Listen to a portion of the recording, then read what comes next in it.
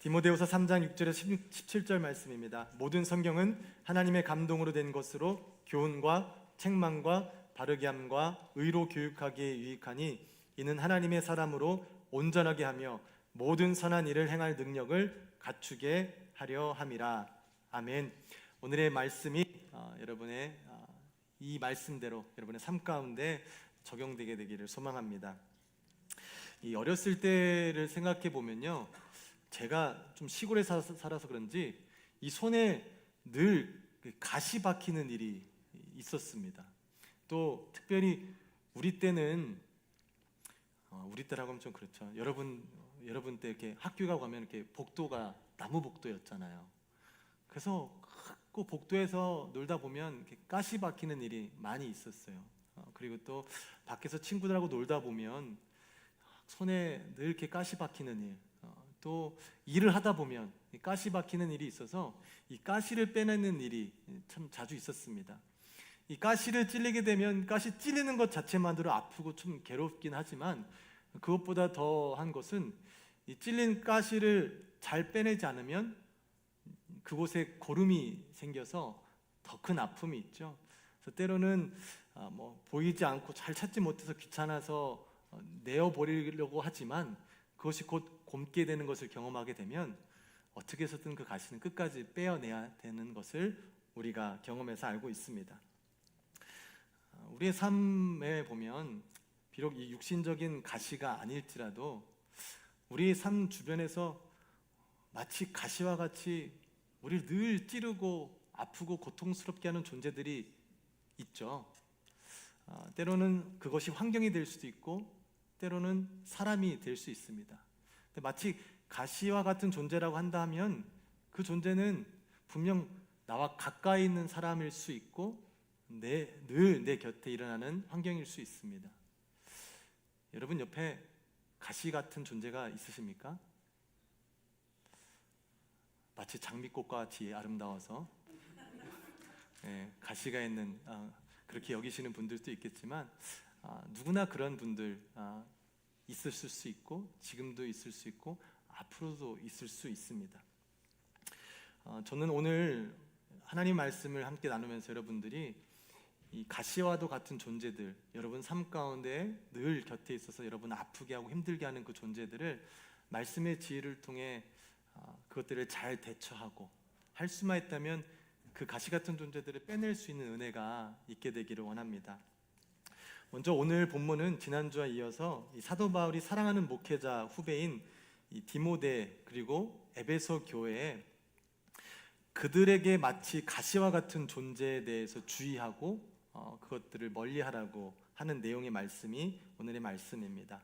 초대교회에 가장 어려웠던 존재가 누구냐 하면 거짓 교사들이었죠. 그 거짓 교사들은 거짓 가르침을, 거짓 교훈을 가르쳐서 예수님의 가르침에 벗어나는 그 예수님이 허락하시는 그 복음, 그 기쁨을 잃어버리게 되는 가르침, 그리고 그들 거짓 교사들의 핵심은 그들의 가르침을 통해서 그 믿음의 공동체가 분쟁을 가지고 와해되게 하는 것, 그리고 그 공동체의 가장 핵심적인 그 복음을 잃어버리게 하는 것에 목적에 있어서 하나님의 교회를 세우고 하나님의 교회를 사랑하는 바울에게 있어서는 그 초대교회의 거짓 교사들을 색출해내고 그들을 몰아내는 일이 아주 중요했습니다. 그래서 바울은 디모데와 에베소 교인들에게 이 거짓 교사들이 어떤 사람들인지 특징을 알려주므로 그들이 그 거짓 교사들, 그들의 가르침을 거부할 수 있도록, 뽑아낼 수 있도록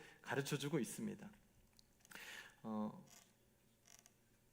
그 거짓 교사들의 특징을 보게 되면요, 그들은 다른 교훈을 가르친다고 합니다. 다른 교훈이라면 예수 그리스도가 전한 복음과는 다른 복음이라는 것이죠.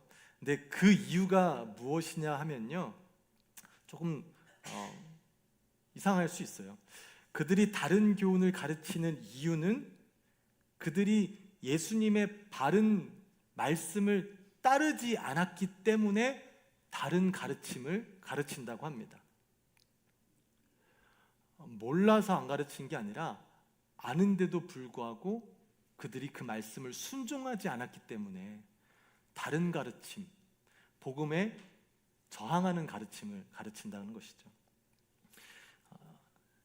이것을 통해 우리가 기억해야 될 것은, 말씀은 내가 듣고 이해하고 깨닫는 것으로 하나님께서 우리에게 주시는 것이 아닙니다. 하나님은 우리가 그 말씀을 듣고 순종하게 하기 위해서 주신 말씀입니다. 말씀을 그냥 듣는 것으로 위로를 받고 은혜를 받고 끝이라면, 어찌 보면 우리 스스로에게도 마치 교회를 허무는 거짓 교사와 같은 모습으로 하나님의 말씀을 알매도 불구하고 순종하지 않기 때문에 엉뚱한 교훈을 가르칠 수 있습니다. 아이고, 하나님의 말씀은 그거 어떻게 적용해? 그건 잠깐 뒤로 빼고, 내가 살아보니까 말이야, 삶은 이렇게 살아야 되더라고. 이렇게 사니까 잘 되더라고. 이게 좋더라고. 하나님의 말씀은 저 뒷전인 채 내 경험과 내 지식으로 가르침을 가르치는 일들이 있을 수 있죠. 말씀은 우리에게 하나님께서 우리의 삶을 변화시키시고 우리가 그 말씀을 순종하게 하시기 위해서 주시는 말씀인 줄 믿습니다. 말씀을 듣고도 순종하지 아니하면 지난주에 나눴던 것과 같이 마치 양심에 화인 맞은 자들처럼 말씀을 듣고도 아무런 감동도 변화도 일어나지 않는, 그냥 하나님께서 하시는 말씀이겠지 생각하며 하나님의 말씀과는 별개된 삶을 살아갈 수 있게 됩니다. 말씀을 듣고도 순종하지 않는 것이 익숙해질 수 있어요. 마치 약삭빠른 아이를 보면은 누구의 말을 들어야 되고 누구 말을 듣지 않아도 되는지 아는 아이들 보지 않습니까? 무서운 엄마가 얘기하면 막 번개같이 듣지만, 참 아무것도 아닌 아빠 얘기를 들으면 그냥 아빠는 얘기하는지 마는지 귓등으로 듣고 그냥 똑같은 말 계속 들어도 순종하지 않는 경우들처럼, 우리도 만약에 하나님의 말씀을 들음에도 불구하고 그 말씀을 순종하지 않는 것들이 익숙해진다면, 아무리 하나님의 말씀이 긴급하고 아무리 옳은 말씀일지라도 우리는 그 익숙함 때문에 하나님의 말씀을 순종하며 하나님의 말씀으로부터 오는 유익을 얻지 못하게 됩니다. 이런 의미에서 저는 아직까지 생각하기는 성도님들이, 우리 그리스도인들이 너무나 많은 양의 설교를 듣지 않았으면 좋겠습니다. 또 너무나 많은 양의 성경을 읽지 않았으면 좋겠어요. 오해가 있을 수도 있겠지만 저는 그냥 무조건 읽고 듣는 것보다 나에게 주신 말씀을 받으면 그 말씀을 묵상하고 곱씹는 시간들이 꼭 있었으면 좋겠는 거예요. 이 말씀이 나에게 왜 주시는 것일까? 무엇 때문에 이 말씀을 나에게 주셨지? 과연 이 말씀으로 내가 어떻게 살아내기를 원하시지? 그 말씀을 가지고 계속해서 묵상하며 하나님의 뜻을 깨닫고 그 뜻을 따라서 순종하는 훈련이 없이 그냥 반복되는 설교와 말씀 가운데 내가 내비쳐지면, 어찌 보면 여러분들은 말씀의 홍수 가운데 살아가지만 그 말씀이 전혀 여러분들의 삶을 움직이지 못하는, 그래서 말씀은 늘 가까이 하나 말씀에 움직이지 않는, 마치 그 마음에 화인받은 자와 같은 삶을 살 수 있는 가능성이 있을 수 있습니다.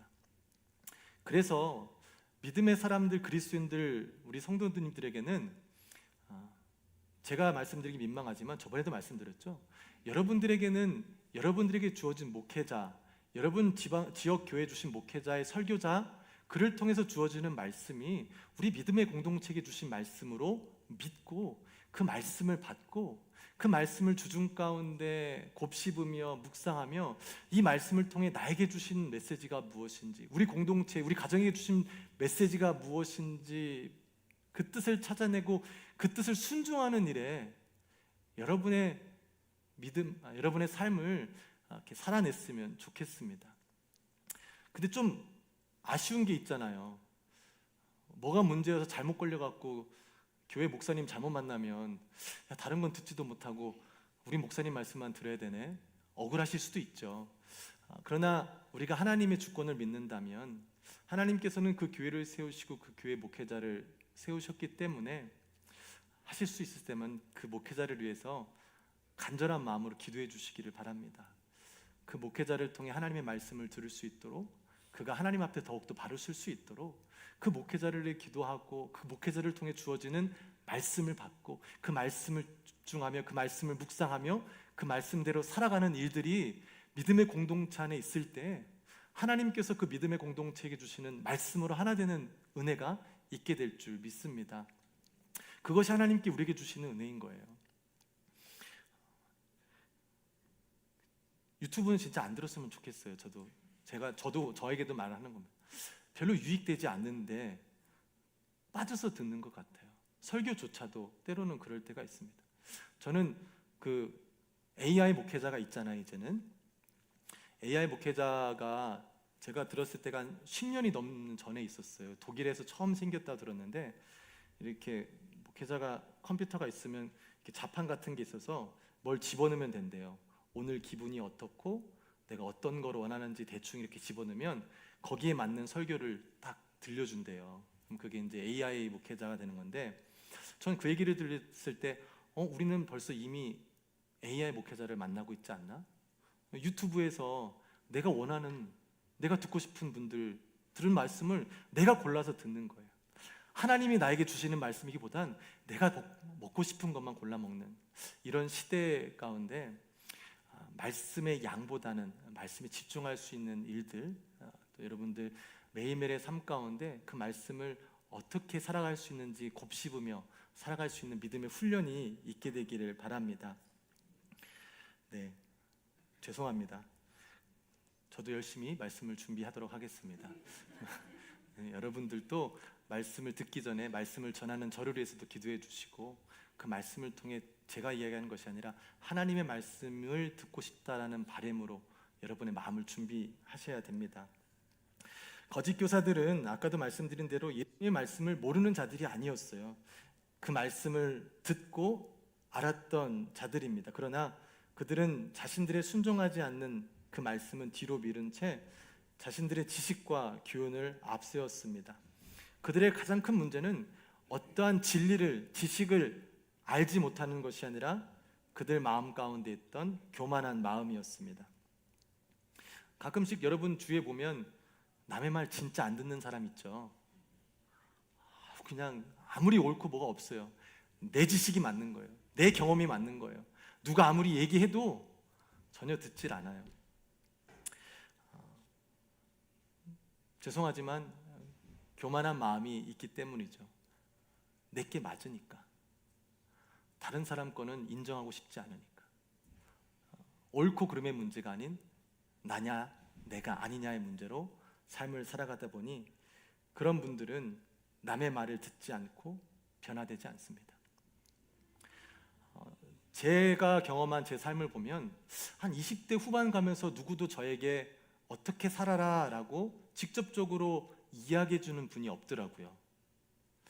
사람들은 어느 정도 시간이 지나고 나면 누군가의 삶을 직접적으로 관여하지 않습니다. 그래서 누군가에게 무엇인가 이야기를 듣는 것이 어색해요. 그리고 어느 정도 성장하면 내 삶, 내 생각, 내 익숙함을 지키고 싶지 다른 어떤 것들로 내 편안한 삶을 불편함을 갖고 싶지 않아요.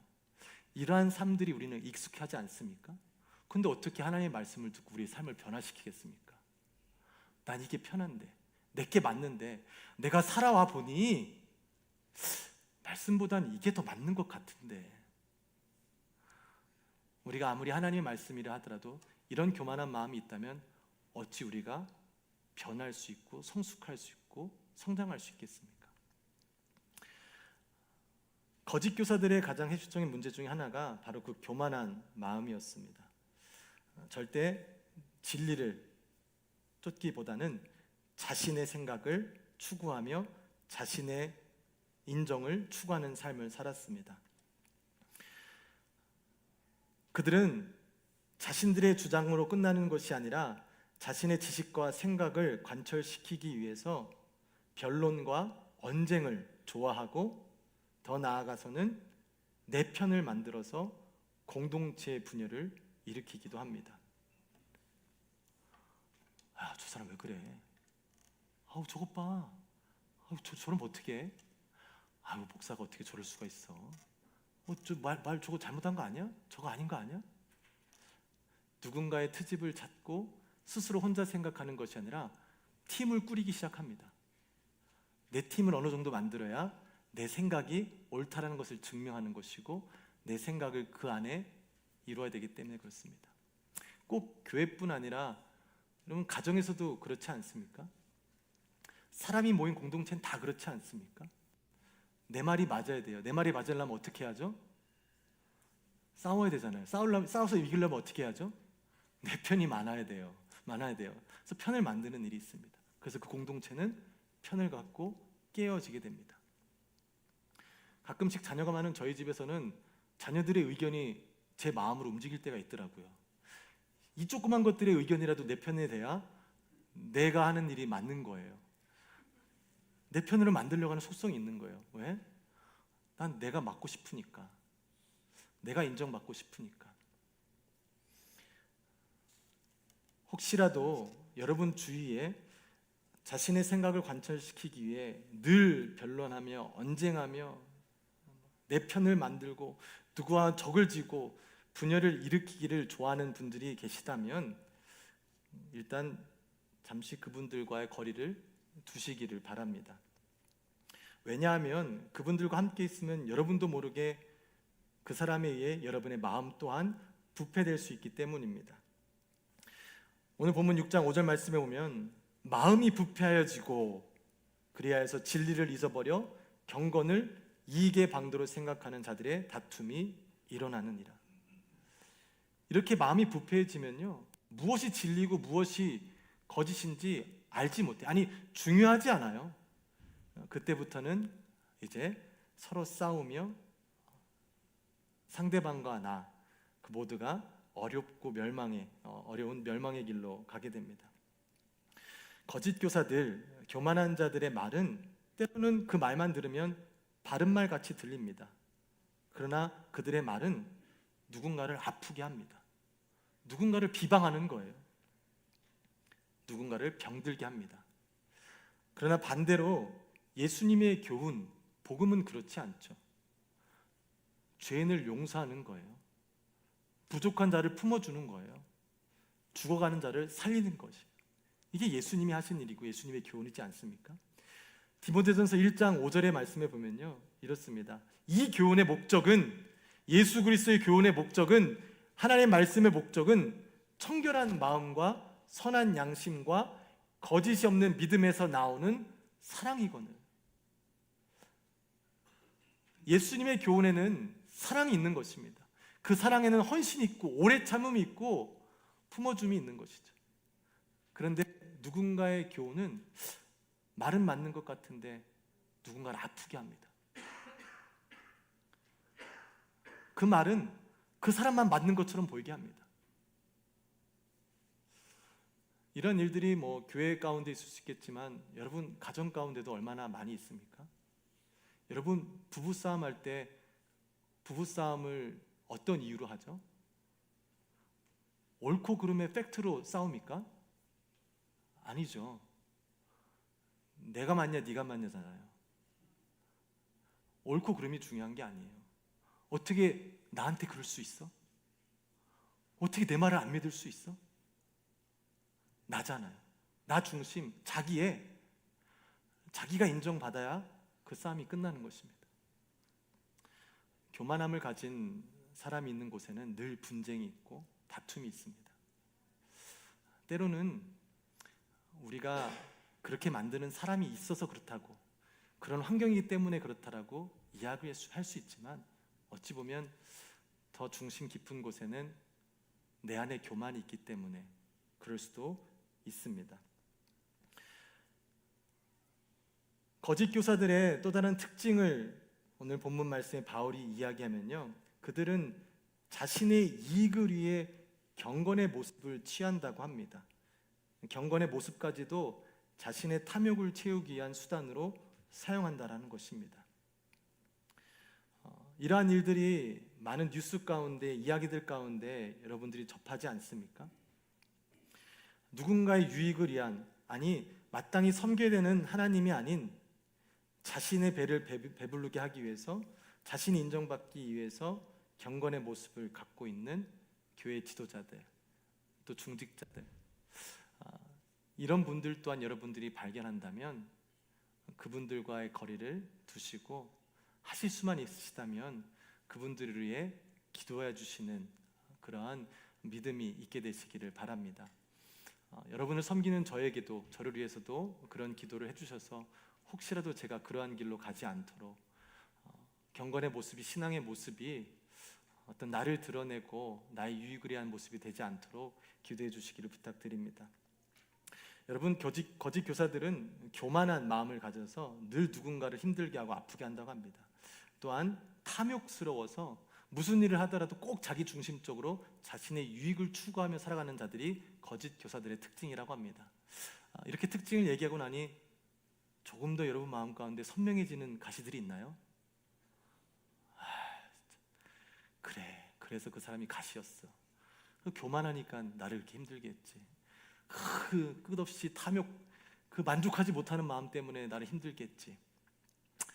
그런데 오늘 저는 이 말씀을 통해서 저와 여러분의 외부의 환경을 가지고 그 거짓 교사들을 분별하고 몰아내기보다는 우리 내부 안에 있을 수 있는, 우리 내부 안에 깊숙이 박혀서 나 스스로를 괴롭히고 스스로를 찌르며 그런 나를 통해서 또 누군가를 아프게 하는 그 내 안에 있는 가시들을 발견하고 해결하게 되기를 원합니다.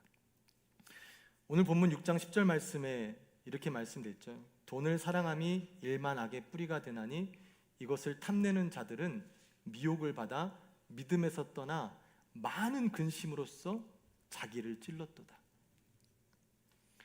탐심이 더 많이 갖고 싶어하는 마음이 오히려 자기를 고통스럽게 찌른다고 합니다. 내 안에 있는 교만이 누군가와 분쟁을 일으켜서 그 분쟁 가운데 승리로 기쁨을 주는 것이 아니라 늘 만나는 사람마다 분쟁하고 이간질하고 싸우면서 스스로를 찌르는 행위를 한다는 것입니다. 그러니 우리가 정작 발견하고 빼내어야 되는 가시는 교만한 사람, 탐욕스러운 사람보다 내 안에 있는 교만과 탐욕이 제거되어야 우리의 삶 가운데 더 기쁨과 감사를 경험할 수 있게 될 것입니다. 이것을 위해서 오늘 본문의 말씀은 어떻게 해야 그럴 수 있는지 또 가르쳐 주는데요. 디모데전서 6장 6절에서부터 8절까지 함께 읽었으면 좋겠습니다. 6절 8절까지 말씀입니다. 그러나 자족하는 마음이 있으면 경건은 큰 이익이 되느니라. 우리가 세상에 아무것도 가지고 온 것이 없음에 우리가 먹을 것과 입을 것이 있은즉 족한 줄로 알 것이니라. 아멘. 우리가 교만함과 이 탐욕을 없애기 위해서는 우리의 삶 가운데 자족할 줄 아는 마음이 있어야 되는데, 그 자족할 수 있는 마음은 진리, 즉 우리가 이 땅에 올 때 아무것도 가지고 오지 않았고 또 언제 갈지 모르지만 그 갈 때도 아무것도 가지고 갈 수 없는 그 진리를 깨달을 때 자족할 수 있다는 것입니다.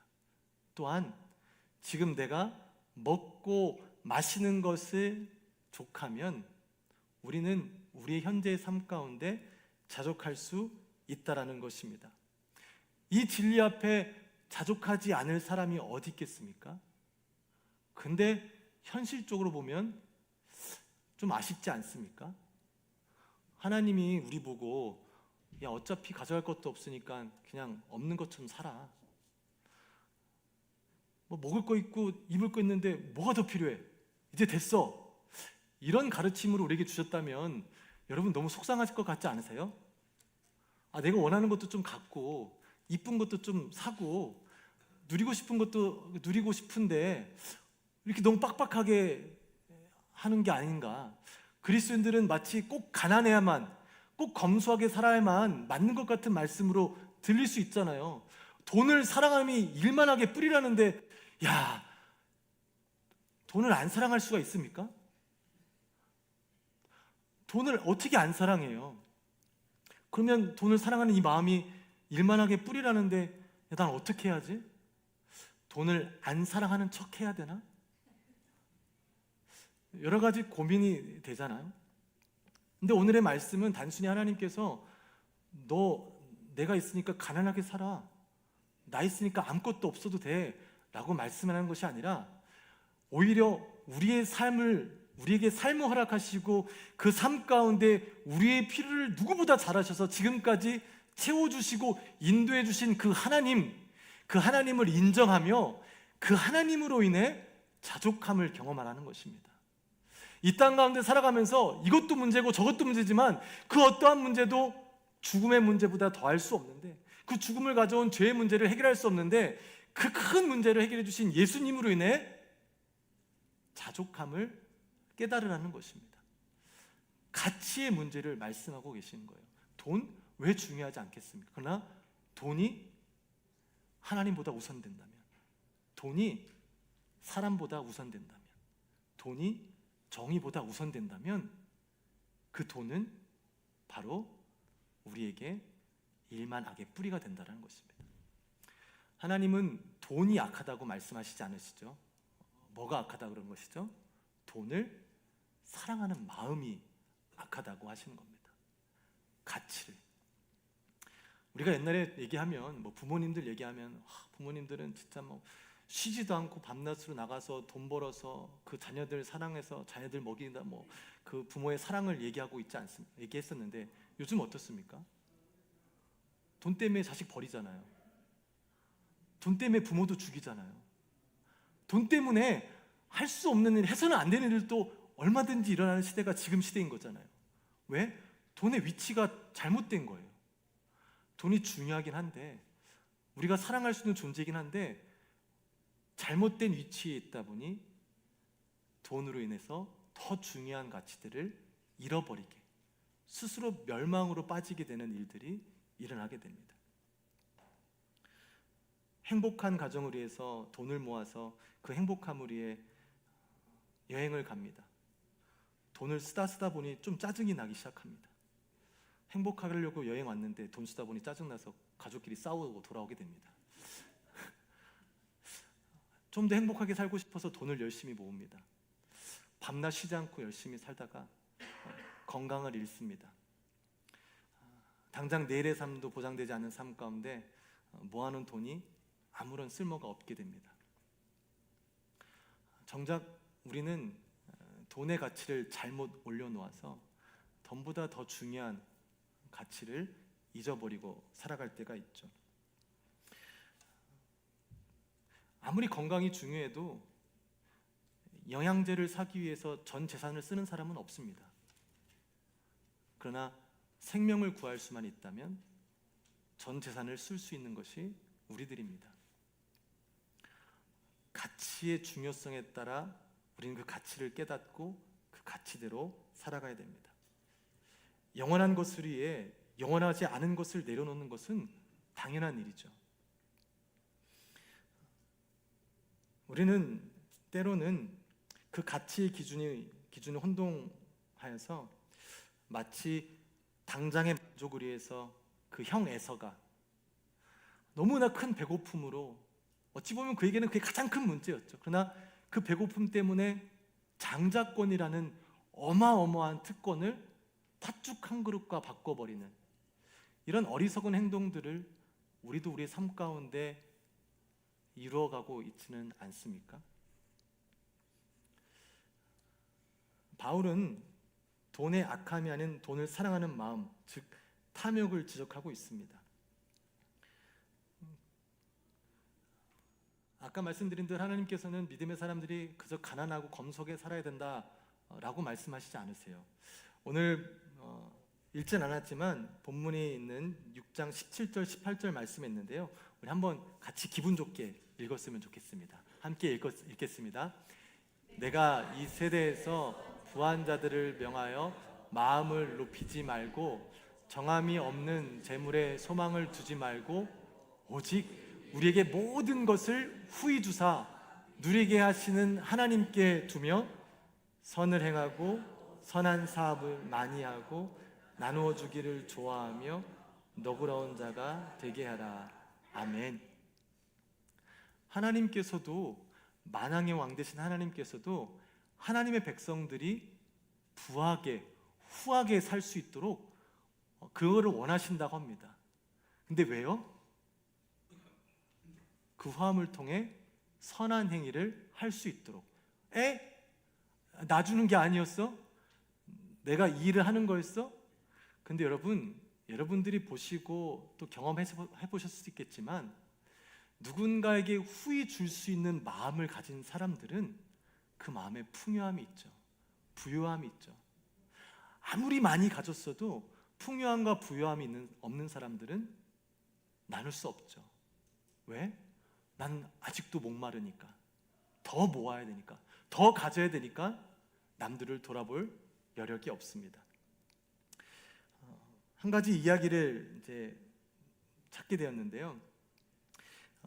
세상에서 가장 큰 부호 갑부를 만나서 기자가 질문을 했다고 합니다. 도대체 당신은 얼마 정도가 있어야 당신의 삶이 안정됩니까? 라는 질문을 했는데, 그 갑부가 그렇게 대답했다 그래요.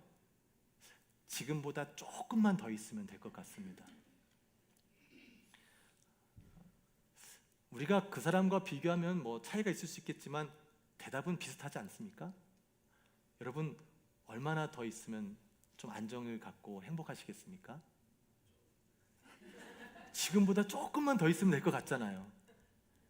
근데 여러분, 우리가 직접 다 열 수는 없지만 아마 이곳에는 여러분보다 조금 더 많이 가진 사람들이 있을 수 있습니다. 그분한테 혹시 알 수 있는 기회가 있다면 가서 물어봐 보세요. 정말 행복하십니까? 나보다 많이 갖고 계셔서 삶의 안정을 갖고 계십니까? 많이 갖고 있으니까 아무런 문제가 없습니까? 고민이 없습니까? 염려가 없습니까? 아니요. 우리의 삶 가운데 하나님이 주시는 풍요함을 깨닫기 전까지는 그 누구도 아무리 많이 가져도 우리에겐 자족감과 만족감을 경험할 수 없습니다. 오히려 별것 없지만 내 안에 하나님이 주인이 되셔서 그 하나님이 나를 지금까지 인도하셨고 앞으로 인도하실 것이다라는 믿음을 가지신 분들은 지금의 부족함에도 불구하고 풍성함으로 삶을 살아가시죠. 뭐 늘 교회에서 하는 얘기예요. 뭐 사람들이 가졌다고 나눠주나? 없는 사람들 나눠주는데. 근데 제 마음 가운데 내리 가운데 늘 남는 게 있어요. 가끔 예전에 이렇게 사역을 부교육절 하다 보면 저번에도 나눴지만, 그렇게 할머니 권사님들이 뭐 수도권에 하시는 할머니 권사님들은 할머니들도 일을 하세요. 70이 되든 80이 되시든 누구를 간호하시고 하시는 일들도 하시고, 자신이 누군가의 돌봄을 받아야 되는 나이에도 불구하고 생계를 위해서 일을 하시면서 사시는 분들이 많이 있습니다. 그런 분들이 가끔씩 이렇게 예배 시간에 안 나고 들어다니면 이렇게 불러요. 그러면서 100불짜리를 이렇게 꼬깃꼬깃 이렇게 뭐 봉투에 넣지도 않아요. 이렇게 구겨진 100불짜리를 이렇게 주시면서 목사님 책 사 읽으세요 하면서 이렇게 주실 때가 있습니다. 현실적으로 보면 제가 드려야 될 수도 있는 상황인 거예요. 저보다 더 어렵고 저보다 더 힘든 분들 제가 섬겨야 되는데 그분들은 오히려 저를 섬기는 거예요. 그런 마음이 어떻게 있을 수 있을까? 하나님께서 주시는 그 만족감이 없이는 할 수 없는 일들을 하시는 분들을 보게 됩니다. 여러분, 솔직히 얘기하면 교회에 나오는 것도 때로는 힘든데 그 힘든 일을 하면서 교회에 돈까지 내는 일은 얼마나 더 힘듭니까? 헌금 내는 게 솔직히 얘기해서 얼마나 힘들어요. 여러분, 애들이 뭐 사달라고 해도 야, 돈 없어, 안 사주는, 내가 있어도 어디다 쓰지 못해서 아까운 돈인데 그것을 교회에 헌금 낸다? 상식적으로 어려운 일이죠. 하나님을 알지 못하고 그 하나님이 나의 삶의 주인이 되시고 그 하나님이 나를 지금까지 인도하셨고 지금까지 정말 나에게 필요한 것들을 적절하게 주신 하나님을 깨닫지 못하고 인정하지 못한 분들은 헌금을 내는 것만큼 어려운 일이 없을 것 같아요. 그래서 저는 헌금 강요는 있을 수가 없는 일이라고 생각을 합니다. 왜냐하면 강요받아서 낸 헌금은 하나님도 안 받으신다고 말씀하셨는데 누구를 위한 헌금이겠습니까? 하나님의 진리를 깨닫고 그 진리에 감사함을 경험한 사람들이 헌금을 기쁨으로 드릴 수 있는 거예요. 왜? 하나님이 철학하셨기 때문에, 하나님이 주셨기 때문에 감사함으로 드리는 것입니다. 예전에는 헌금을 드리면 하나님이 복 주시니까 드리라고 했던 것 같아요. 그런 일도 있을 수 있겠죠. 그러나 그 헌금이 하나님을 기쁘시게 하는 헌금은 아니겠죠. 하나님이 받으시는 예물은 하나님이 허락하신 것들을 깨닫는 자들이 감사한 마음으로 그 감격에 드리는, 그 마음이 없으면 어떻게 누가 11조를 내겠습니까? 그런 마음이 없이 11조를 낼 수 있다는 것은 정말 저는 불가능한 것 같아요. 그렇게 하시는 분이 있다면 완전 대단하신 분인 것 같아요. 감사헌금, 주일헌금, 어찌 감사한 마음 없이 내 안에 있는 물질을 내 거를 줄 수 있겠습니까? 그러나 여러분, 누군가에게 줄 수 있다라는 것, 하나님께 드릴 수 있다라는 그 마음은 이미 드리는 동시에 그 마음에 부유함이 있는 것입니다. 그래서 성경에는 드리는 자가 나눈 자가 복이 있다라는 거예요. 받는 자가 복이 있다라는 게 아니라 드리는 자가 복이 있대요. 드릴 수 있는 마음이 있기 때문에, 그 풍요함과 부유함이 이미 그 드리는 자에게 있기 때문에 그 자에게 복이 있다라고 하는 것입니다.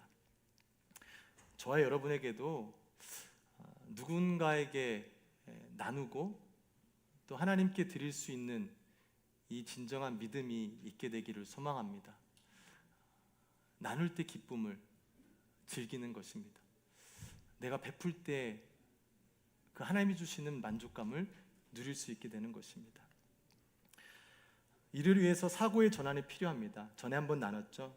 여러분, 나에게 주시는 것, 나의 삶 가운데 왜 나에게 이것을 주지 않습니까? 왜 나만 이렇게 합니까? 라는 식의 사고방식은 옳지 않죠. 전에 그 글귀에서 읽은 게 그런 거예요. 하나님, 왜 나에게는 장애를 주시지 않으셨습니까? 왜 하나님, 나에게는 온전한 가정을 주셨습니까? 왜 하나님, 나에게는 온전한 건강을 주셨습니까? 남들이 가진 것, 내가 갖지 못한 것을 하는 것이 아니라 아무것도 없던 나에게 주신 그것을 생각하면서 하나님, 왜 나에게 이런 것들을 허락하셨습니까? 내가 어떻게 하기를 원하십니까? 우리의 기도 제목이, 우리의 사고가 내가 없는 것을 하나님께 구하면 하나님 왜 나한테 안 주십니까? 왜 없습니까? 이것 좀 주세요가 아니라 아무것도 없던 나에게 왜 이런 것들을 주셨습니까? 내가 어떻게 이것들을 섬기며 가르기를 원하십니까? 왜 나에게 이런 소중한 가정을 주셨습니까? 내가 어떻게 이 가정을 섬겨야 이 가정에 행복을 줄 수 있습니까? 왜 나에게 이런 아내를 주셨습니까? 이런 남편을 주셨습니까? 이렇게 귀한 자녀들을 주셨습니까? 이런 건강을 주셨습니까? 이런 직장을 주셨습니까? 내가 도대체 어떻게 해야 이것들을 통해 하나님을 기쁘시게 할 수 있습니까? 나는 사고의 전환이 일어나지 않는다면 우리는 늘 내 안에 없는 것을 가지고 하나님께 불평함을 불만하며 스스로 내 안에 있는 교만과 탐심으로 나를 찌르는 신앙생활, 그런 삶을 살아가게 되는 것입니다.